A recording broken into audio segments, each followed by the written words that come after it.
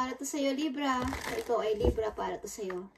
Kung babae ka man o lalaki, para to sa lahat ng Libra. Message nyo today or guide nyo today. Libra, na nandito sa reading. Kung ito ay para sa inyo, mararamdaman nyo ito sa inyong puso, guys. At maring hindi ito marirelate sa lahat. But, tatanong natin ang inyong gustong sabihin sa inyong message. Okay, today sa mga Libra. I need one message lang dito sa mga Libra. Tingnan natin ang message for you. Sundin nyo kung gusto ninyo, guys. Okay. Tingnan natin. Libra, this is for you. Thank you. Para sa Libra, Knight of Wands, guys. Okay, may kasabay ka dito ang tumatakbo. May kasabay ka sa iyong journey ng life. Maaring, okay, nakikita mo to.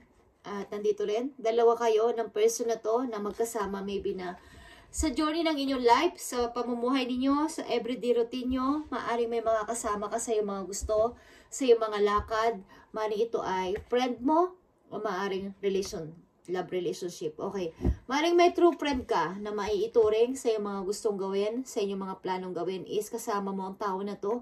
Libra, na sinasabayan ka sa pamumuhay mo, sinasabayan ka sa mga gusto mo, nakasupport sa iyo ang tao na to na yung true friend, at dito sa kabila is isang person na masasabi mo sinasamahan ka sa iyo mga gustong puntahan na place na magaganda, maybe ang tao na to maybe karelasyon mo. Okay, karelasyon mo to, and the Hangman is here. Meron ditong stuck sa situation, bagamat nagmamasid-masid at nagiging mapagmasid sa nangyari sa kanya is maaaring hindi mo na siya makagawa ng anumang aksyon this time, sapagkat tinitingnan niya ang maaaring posibilidad na mangyari kung siya ay magde-decide agad-agad. Okay. So, dito sa inyong message na to is Knight of Wands ito. Mga plano nyong gawin sa inyong buhay na gusto ninyo is may kasama kayo o may lagi kayong kasamang tao na lagi nakasuporta sa inyong mga gusto, sa inyong mga ninanais sa buhay. Ang tao na to ay very supportive sa inyo. Ito man ay kaibigan ninyo o isang tao nagmamahal sa inyo. O ito ay karelasyon ninyo. Kay Libra, kasama nyo sa lahat ng pagkakataon, sa hirap man o ginhawa, kasama nyo ang person na to. At sa pagpaplano ng mga magaganda, yung mga may kinalaman sa ikatutuwa ng inyong puso, lagi nandito ang tao na to. Okay? Tingnan natin ang message sa inyo, Libra, today. Ibigay mo ang tamang mensahe para sa Libra today. I need message. Thank you. Attune to the divine. Okay, Libra. Makipag-connect kayo sa inyong divine guidance. Kung kanino man kayo nagpipray o nananalangin, lagi kayong dapat nakakonect sa kanila o kumbaga, makipag-usap kayo, okay? Sa inyong mga guidance, kung sino ang inyong pinapanalanginan, basta kayo ay nasa tama. Okay? Lagi kayong nakakonect dapat at hindi kayo mawawala ng connection sa Kanya. Okay? Kay God. Tingnan pa natin ang message po yun, Libra. Take inspired action, okay? Lahat ng inyong gagawin simula sa araw na to ay kayo ay ma-inspire palagi. At i-release nyo na mga block o bumabala. Nagpapablock sa inyong utak. Okay. Release. Okay, Libra. Kung ano man ang pinaplano mo simula sa araw na to is mayroon ka makakasamang isang person na nagtitiwala ka sa kanya at nagtitiwala din siya sa iyong kakayanan. Nagtitiwala siya sa iyong mga gusto at susuportahan ka ng tao na to. Okay? Pareho kayo maybe ng gusto din ng person na to. Kumbaga, kayo lang nagkakaintindihan sa isa't isa at mga tao na kumbaga, mga negative lahat ng tao, kayo lang dalawa ang parang laging nagkakaunawaan o pinagkakatiwalaan mo ang person na to. Tingnan natin ang mga plano ninyo, Libra. Plano ng mga Libra. Bigay mo ang tamang message dito. Okay? Mag-travel, maybe. Libra, mag-travel. Okay? Maaaring plano nyo mag-travel with him o with her. Kung sino man ang mga kasama ninyo. Maaaring kayo ay maglalakbay, guys. Pumunta ng ibang lugar, ibang bansa. Okay. Gusto nyo ng bagong mundo, bagong kapaligiran, Bagong mga tao, maybe. Okay, Libra. Ano pa ang inyong mga plano? Kayo ay ma-inspire sa inyong gagawin. Okay, tingnan natin ang maaring may involve kayo sa Virgo. May mga tao may involve sa inyong Virgo at Pisces. Okay guys, tingnan pa natin ang message sa inyo dito. Sa inyong mga plano, mga balak. Libra. Okay guys, balak nyong paramihin pa ang inyong money.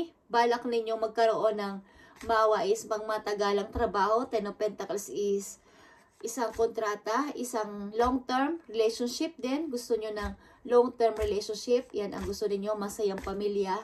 Punong-puno ng saya, punong-puno ng bawa. May freedom sa pera, hindi magkukulang sa parang mabibigay nyo ang gusto ng inyong mga anak o magiging anak. Yan ang inyong mga plano. Yan ang inyong mga gusto. Okay? At matagal mo tong parang pinapangarap o pinapanata. Tingnan pa natin ang mga plano at gusto ni Libra sa buhay. Thank you. Ten of Swords, okay.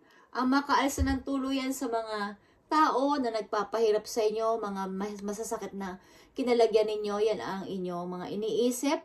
Okay, at magtuloy-tuloy sana ang happiness sa buhay ko. Magtuloy-tuloy sana ang mga happiness at mawala na ang sakit na naramdaman ko sa past. Okay, mga sakit na naranasan ko. Matapos na mga pagsubok ko, Ten of Swords is here. May dalawa ka ditong 10. At saka meron itong 21. Mag-restart. Mag-start ng bago. Okay. Bagong, katulad na sinabi ko, bagong place, bagong mundo, bagong mga tao sa buhay ko. Okay, magkaroon ng long term, yung partner na makakasama ko ng long, okay? At magkaroon ng masayang pamilya. Maaaring ilan sa iyo dito ay matagal ng parang mama na may mga anak na kasama, walang asawa, okay? Na magkaroon ng magandang, kumbaga, yung maiibigay nyo ang lahat ng gusto ng inyong mga anak na kasama. Okay. Tinampa natin guys, ang napakahalagang message for Libra sa inyong kalagayan dito sa message. Maaaring may makakatuwang ka dito sa buhay na makakasama mo. Lahat ng inyong paplanuhin, susuportahan ka and hindi ka iiwan, kahit ano pa yan, kahit na may mga hadlang, may susuporta sa inyo ditong tao. Guys, meron ka dito na 2 10 at i-manifest mo tong mga gusto mo na to. Ang magkaroon ng parang long term na kung alam kong kayo ay aalis talaga ng inyong bansa o ng inyong lugar at magkaroon ng napakagandang trabaho na may ibigay ninyo, may handog ninyo sa inyong mga anak, okay? At makaalis na at makasurvive na ng tuluyan sa mga nanakit sa inyo at nagpasakit sa inyong buhay. Okay guys, tingnan natin ang pie sa inyo ng iyong guidance sa inyong reading dito, Libra, sa mga Libra nandito. Tingnan natin. Let go of the old and make way for the new. Okay, Libra? Umalis ka na talaga dito sa old at mag-start ka at ng bagong buhay para sa iyong sarili. You may find yourself being distracted by random thoughts. Okay. Marami ka kasing parang random ang mga iniisip mo kaya nadidistract ka ng nakaraan. Okay.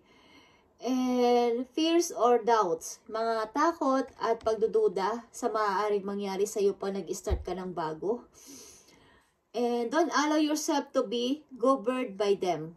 Okay? Governed by them. Simply observe and choose to take aligned action and choices. Katulad na sinabi ko kanina, nandito ang hangman. Ang ibig sabihin, sabi ko kanina, meron dito nakahang pa at hindi pa makapag-decide. Maaaring nag-o-obserba ka. Okay, nag-o-observe ka sa paligid, paano ka mag-choose, paano mo gagawin to, at paano ka gagawa ng anumang aksyon. Okay, nandito ang 10 of Swords. Nandito ka na malapit ka na sa end.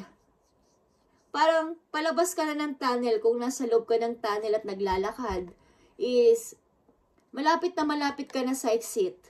Makikita mo na ang light, kumbaga, andun ka na, malapit ka na.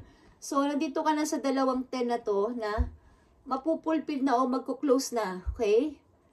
Mapupunta na to sa pagkuklose ng isang cycle na old at papunta ka na sa bago mong mundo. The world is here, bago mong mundo, Libra, okay? At may makakasama ka dito na magtitiwala at sasama sa iyong mga plano, sa iyong mga lakad, sa iyong journey ng buhay, makakasama mo sa iyong bagong way. Okay, Libra? And tigilan mo na ang pagda-doubt at madidistract. Pagka-distract sa mga iniisip mo na about sa mga negative, yung mga takot mo, tigilan mo na, Libra, okay? And mag-observe ka how ka makapag-gumawa ng action and decision this time. Okay, Libra, this is your reading and message today na pinapadala sa'yo ng iyong guidance. Salamat at pagpalain kay ni Lord sa araw-araw at attune to the divine. Kung saan kayo at kanino kayo nagpipray, basta nasa mabuti kayo is doon tayo. Okay? Thank you and God bless.